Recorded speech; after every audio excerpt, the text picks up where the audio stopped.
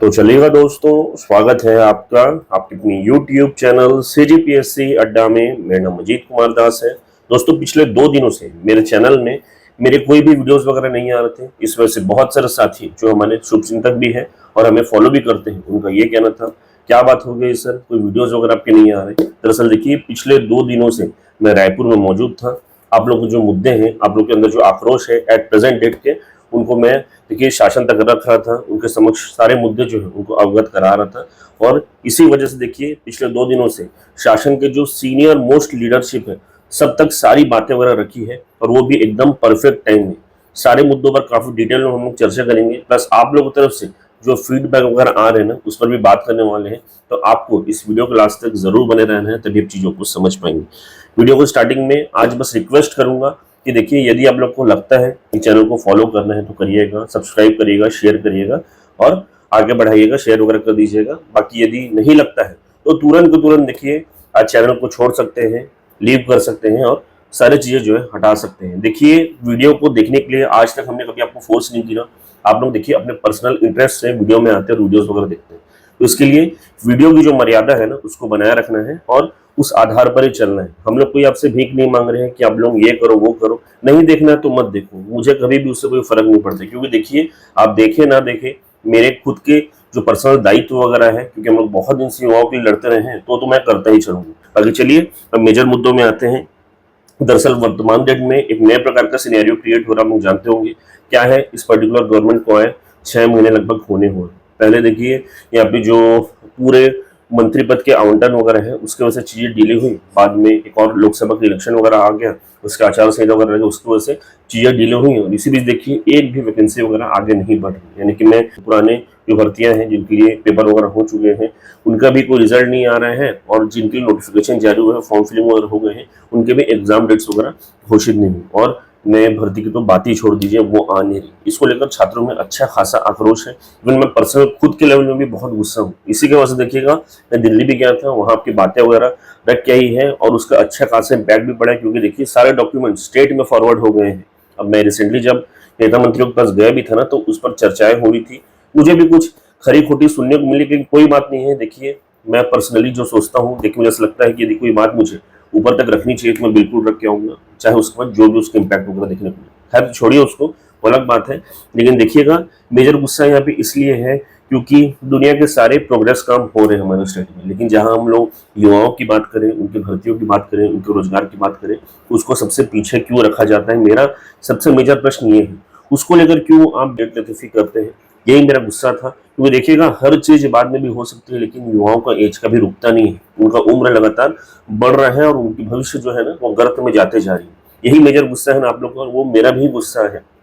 इस वजह से हम लोग लगातार जो है शासन के समक्ष मांग वगैरह रखते हैं और उम्मीद भी है इस गवर्नमेंट से। क्योंकि देखिए, ये गवर्नमेंट आई ही उस बलबूते हैं। लास्ट गवर्नमेंट की तरफ से हम लोग जानते हैं, रोजगार के क्षेत्र में कुछ बहुत विशेष नहीं किया गया था, इसलिए लोगों ने इस गवर्नमेंट को चूज किया है। तो आशा और किससे करेंगे भाई, इनसे ही करेंगे ना। तो इसके लिए इनके समक्ष बातें भी रखते हैं। और इसी वजह से देखिए, रिसेंटली मैं गवर्नमेंट के पास गया हुआ था। यानी कि देखिए, परसों की बात है, उस दिन कैबिनेट की मीटिंग थी, तो बहुत अच्छा टाइम था बात रखने के लिए। इसके कैबिनेट मीटिंग के बहुत पहले सुबह 10 बजे मैं रायपुर में पहुंच के लगभग सभी मंत्रियों से मुलाकात की। सबसे पहले देखिए, हमारे जो चीफ मिनिस्टर महोदय हैं, उनसे मुलाकात हुई। उनके समक्ष आपकी सारे जो मुद्दे वगैरह हैं ना, उनको मैंने रखा। उसके पश्चात हमारे जो प्रदेश के वित्त मंत्री महोदय हैं, कहा जाता है आज सब कुछ उनके ही हाथ में है, तो उनके समक्ष मैंने मुलाकात वगैरह की है और सारी बातें वगैरह आप लोग की रखी है। इसके पश्चात देखिए, हमारे प्रदेश के देखिए जो सबसे सीनियर मोस्ट लीडर है, मैं तो करता धरता भी मानता हूँ उनको, देखिए रमन सिंह साहब। हमेशा से उनसे मुलाकात होती है, इस बार भी मुलाकात करके आए, उनके समक्ष भी सारी बातें रखी। और लास्ट में संगठन के सबसे बड़े व्यक्ति यानी कि देखिए किरण सिंहदेव सर, आज तक उनसे मुलाकात नहीं हुई थी, लेकिन फर्स्ट टाइम इस बार मुलाकात करना पड़ा। क्योंकि बहुत सी बातें वगैरह चलती है कि एक पर्टिकुलर पार्टी है, यहाँ पे संगठन का बहुत बड़ा रोल रहता है, तो इसके लिए संगठन प्रमुख से मुलाकात कर ली और देखिएगा उनके समक्ष भी सारे बातें वगैरह रखी। क्या क्या मुद्दे थे, क्या क्या बातें थे, साइड में देखिएगा उससे रिलेटेड डॉक्यूमेंट्स भी मैं आपको शो कर रहा हूँ। यानी कि सारी रिसीविंग वगैरह, जिन जिन मंत्रियों के पास गए उनकी रिसीविंग्स वगैरह जो मैं आपको शो कर रहा हूँ, उसके आधार पर ही बता रहा हूँ। मेजर मुद्दे वही थे कि देखिए, इलेक्शन मैनिफेस्टो में 1 लाख शासकीय भर्तियों की बात हुई थी। उसमें देखिएगा सबसे इंपॉर्टेंट 33,000 पदों पर शिक्षक भर्ती, दूसरा कॉमन ग्रेजुएशन भर्ती जो कि सबसे इंपॉर्टेंट है, कॉमन ग्रेजुएशन वालों के लिए भर्तियां आई ही नहीं है, उनके लिए भर्ती।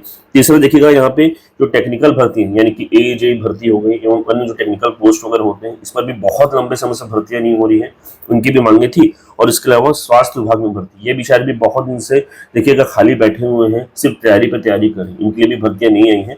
तो इनकी भर्तियां और अन्य जो भर्तियां हैं लगभग 1 लाख पदों पर जो भर्तियां हो सकती है ना स्टेट में, यानी कि आरटीए से सारी कॉपियां निकाली थी मैंने। देखिए इतना मोटा डॉक्यूमेंट है, लगभग ये 100 पेज का डॉक्यूमेंट है।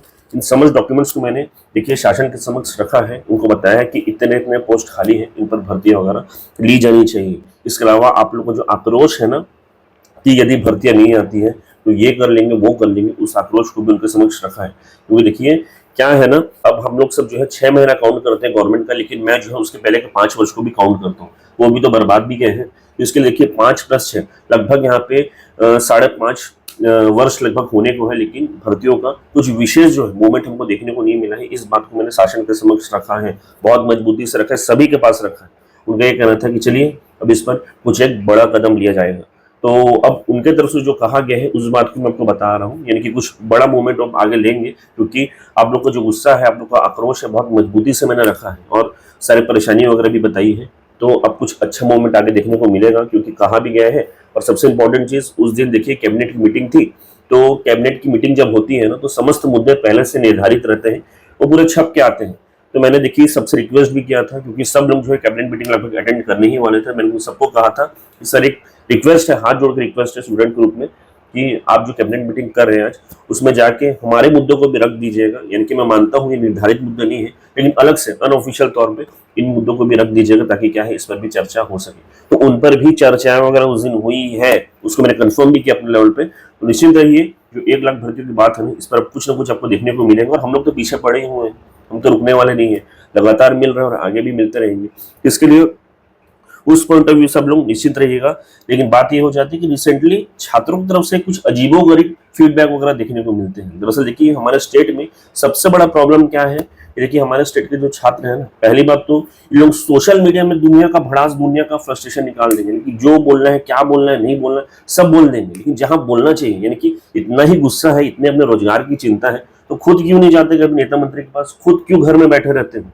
मतलब फ्री का डेटा मिल रहा है, फ्री का आपको माध्यम मिल जा रहा है, एक हाथ में स्मार्टफोन आ गया, दुनिया का नाम शनाम सब करना वही करो, दुनिया का गुस्सा फ्रस्ट्रेशन सब वही निकालो। क्या उससे कुछ मिलेगा? तुम लोग इतना सोचते हो सोशल मीडिया को, उतना सोशल मीडिया हमारे स्टेट में एटलीस्ट प्रभावी नहीं है, कोई ज्यादा नहीं देखता। इसलिए जो अपना गुस्सा फ्रस्ट्रेशन निकालना है ना, जो दिखाना है, वो सही प्लेटफॉर्म में दिखाइए तो कुछ बात बने। अन्यथा जो आप लोग करते हो ना फ्रस्ट्रेशन, वैसे बहुत लोग मिलेंगे, लेकिन यदि आप प्रशासनिक अधिकारी कुछ बनना चाहते हो, सिविल सर्वेंट बनना चाहते हो ना, प्रॉब्लम से ज्यादा सोल्यूशन पर बात करनी चाहिए, और वो चीज करना भी चाहिए। और जहां तक बात आ गई यूट्यूबर्स की, मुझे तो चलो आप लोग जो अनाप शनाप कहते हो दुनिया भर का, क्या वो मैंने उस दिन पढ़ा था, क्या सीजीपीएससी अड्डा को सीजीपीएससी चड्डा और व्यापम चड्डा क्या क्या लोग बोलते हैं। चलो उससे कोई फर्क मेरे को पड़ता नहीं। कारण क्या है कि देखिए हम लोग जो चमड़ी है ना बहुत मोटी हो चुकी है, तो हम लोग ऐसे कुछ विशेष फर्क नहीं पड़ता। लेकिन बाकी भाई व्यापम हब हो गया, फिर वो रजत हो गया, अब इन लोग के लिए आप लोग यार अनाप शनाप बोल रहे हो। बात ये हो जाती, देखिएगा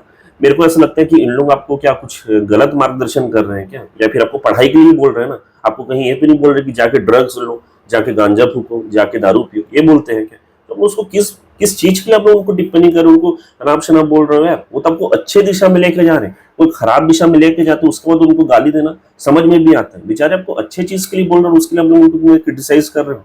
जो खुद नहीं कर सकते, एटलीस्ट वो कुछ करना चाह रहे हो, तो उस पर आप लोग उंगली उठा रहे हो। यदि इन लोग बैठ गए तो फिर कैसे करके करोगे? आप लोग की बात शासन तक पहुंचाएगा कौन, ये भी सोचते भी हो यार। आप लोग की इच्छा है, देखिएगा मैं आप लोग को बोलना इसलिए भी छोड़ दी, इवन मैं सारे कमेंट्स, आप कुछ जो टेलीग्राम ग्रुप्स में कमेंट्स वगैरह करते हो ना, आधे से ज्यादा ग्रुप का तो एडमिन मैं खुद हूँ, लेकिन मैं इसलिए भी किसी को नहीं बोलता कि देखिएगा सबको स्वतंत्रता है, यानी कि आप लोग स्वतंत्र हो अपनी बातें रखने के लिए, और मैं भी स्वतंत्र हूँ मेरे को जो करना है वो करने के लिए। तो इसलिए हम लोग कर रहे हैं, आप भी अपना काम करते चलिए। हालांकि आपका काम तो पढ़ाई का है, पढ़ना चाहिए, लेकिन आप लोग यदि वहीं आपका पूरा समय जो है इंगेज करना चाहते हो, बर्बाद करना चाहते हो, करो, आपकी अच्छा, आपके लिए वहां पे अच्छा होगा तो करते चलिए। ये सबसे कोई फर्क नहीं पड़ने वाला, क्योंकि व्यक्तिगत रूप से मैं क्या कर रहा हूँ, कितना मेहनत कर रहा हूँ ना, मैं आपको बता नहीं सकता। बस इतना एक छोटा सा स्क्रीनशॉट दिखा देता हूँ। देखिएगा कल परसों जब मैं रायपुर से सारे काम निपटा के आ रहा था, रात के 2-3 बजे मैं घर पहुंचा हूँ। देखिए जनरल बोगी में आया हूँ, पूरा फोटो देखिए आप, पूरा भीड़ था, सब लोग एक के ऊपर एक जो है चढ़ के बैठे हुए थे। उतनी भीड़ में भी कैसे तैसे करके हम लोग आए हैं इतनी गर्मी में। तो ये सब चीज आप बिना देखे आप लोग टिप्पणियां करते हैं, खैर फर्क भी नहीं पड़ता। चलिएगा, इस वीडियो के माध्यम से मुख्य रूप से यही सब जानकारियां जो है मैं आप लोग के साथ साझा करना चाहता था। बाकी आशा करूंगा कि वीडियो आपको पसंद आया होगा। यदि वीडियो पसंद आए तो वीडियो को लाइक करते जाएगा, चैनल को सब्सक्राइब करते जाएगा, शेयर करते जाएगा। बहुत बहुत धन्यवाद, थैंक यू सो मच आप सभी।